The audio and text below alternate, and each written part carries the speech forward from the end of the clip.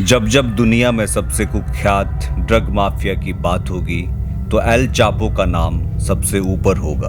एक ऐसा खतरनाक ड्रग माफिया जिसकी गैंग ने सुरंग बनाने में महारत हासिल कर रखी थी, जो हर महीने करोड़ों डॉलर का ड्रग सप्लाई करता था।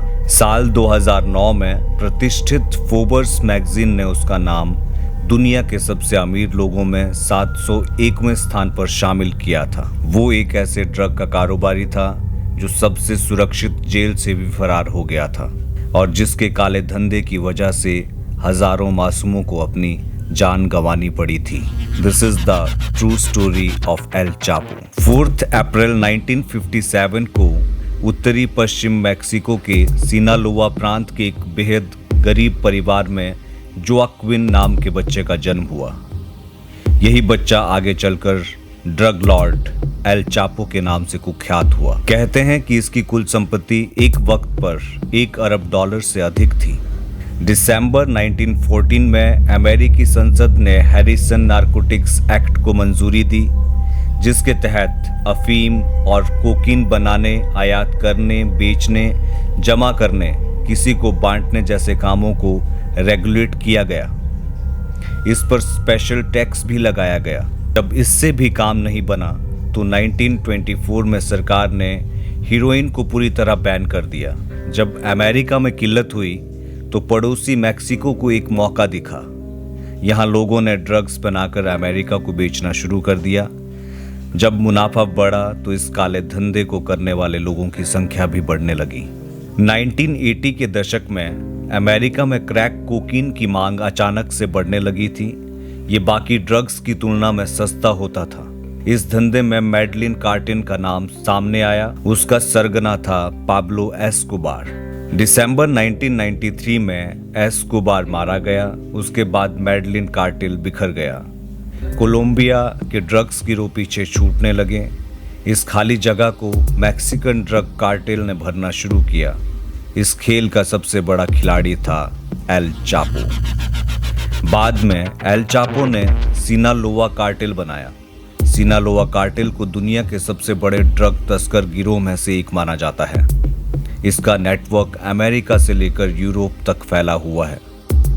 एल चापो जितना चालाक था उतना ही क्रूर भी था। किसी भी किस्म की नाफरमानी उसे बर्दाश्त नहीं थी। वो किसी को नहीं बख्शता था। एल चापो ने ड्रग्स की तस्करी में एक नया तरीका इजाद किया। उसने बॉर्डर के नीचे से सुरंग खोदकर ड्रग्स की सप्लाई करना शुरू की। मैक्सिको और अमेरिका के बीच में सुरंग बनाकर उसने बहुत माल कमाया। एल चापो ने अमेरिका, यूरोप, एशिया और ऑस्ट्रेलिया में अपना नेटवर्क तैयार किया। उसने सिनालोआ कार्टेल के बिजनेस को कई गुना बढ़ा दिया। कहा जाता है कि वो एक साल में 25,000 करोड़ रुपए तक का कारोबार कर लेता था। एल चापो के पास इतना पैसा था कि उसे जेल की दीवारें भी कैद नहीं कर पाईं।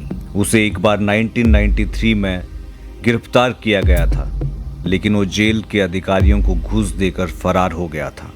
फैब 2014 में उसे दूसरी बार गिरफ्तार किया गया। इस बार उसको मैक्सिको की सबसे सुरक्षित जेलों में से एक अल्टीपानो में रखा गया, मगर यहाँ भी वो बहुत दिनों तक नहीं रहा।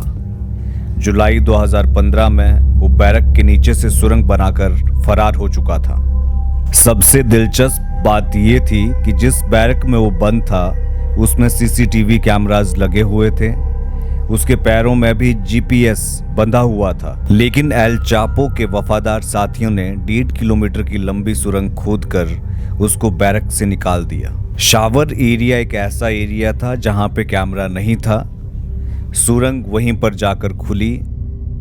एल चापो के बैरक की लोकेशन जानने के लिए सुरंग बनाने वाले इंजीनियर्स ने उसे चुपके से एक जीपीएस वाली घड़ी दे दी थी, जिसकी मदद से सुरंग सीधे शावर वाले एरिया में निकली।